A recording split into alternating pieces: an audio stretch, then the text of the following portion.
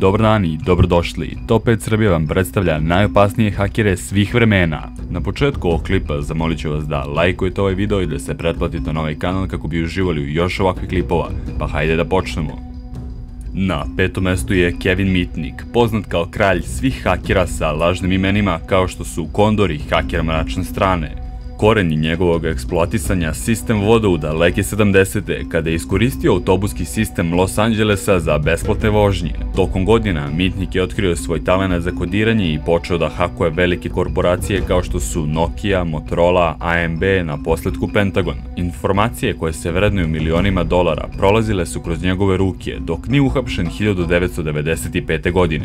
To ga nije obeshrabrilo u nastavku njegovog rada, pa je nakon toga postao begunac i krio se čak 3 godine i postao najtraženiji cyberkriminalac pre nego što je uhapšen na još 4 godine.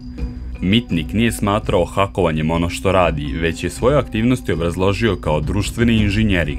U jednom trenutku sudija je odlučio da ga stavi u samicu. Smatrao je da je toliko opasan i da može da započne nuklearni rat zviždući nuklearne kodove u telefonsku govornicu. Na četvrtom mestu je hakerski duo iz Velike Britanije, koji su činili Matthew Bevend i Richard Price. U svojoj mladosti 1994. godine poigrali su se sa sigurnošću celog sveta na nekoliko nedelja.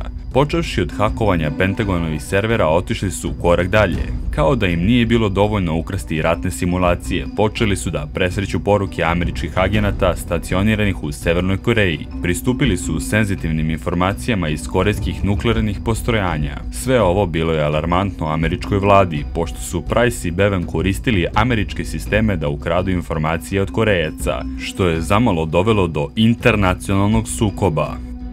Verovatno ste do sada svi čuli za hakersku grupu Anonymous, za koju mnogi tumače da poreklo vodi sa sajta 4chan oko 2003. godine. Grupa Anonymous se sastoji iz nepoznatog broja političkih aktivnih hakera. Oni se bore za slobodu interneta i transparentnost zakona. Bez ikakvih postojanih pravila prelaze svaku granicu i izvršili su udar na kinesku vladu, vladu Vatikana, FBI, čak i CIA. Za sve to vreme objavljivali su klasifikovana dokumenta skrivena od javnosti i rušili web sajtove sa čijim političkim namerama se nisu slagali, iako nisu motivisani novcem. Informacije koje su objavili i uticaj koji su imali na razne zataškane slučajeve je ogroman. Na drugom mestu je Astra, što je internet nadimak ovog zloglašenog hakera koji je sredinom 2000 čak pola decenije krao skrivene informacije visokog profila o vojnoj tehnologiji i softveru.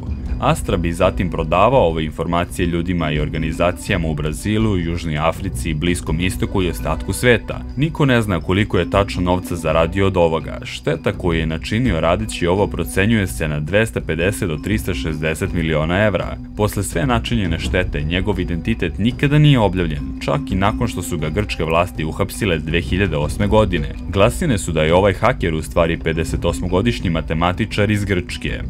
I na prvom mestu je Gary McKinnon, koji je infiltrirao 97 servera NASA i američke vojske u razmaku od 12 meseci.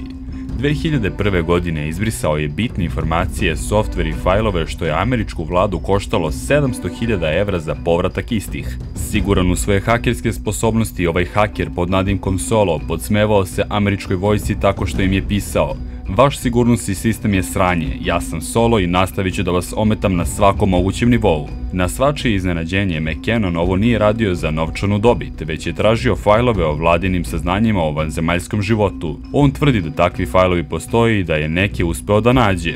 Hvala vam što ste gledali Top 5 Srbija. U komentaru mi napišite da li verujete u teorije zavere i šta mislite do kakvih saznanja je došao Gary McKinnon. Ako već niste, lajkujte ovaj video i podelite ga sa vašim prijateljima i do sledećeg puta sve najbolje.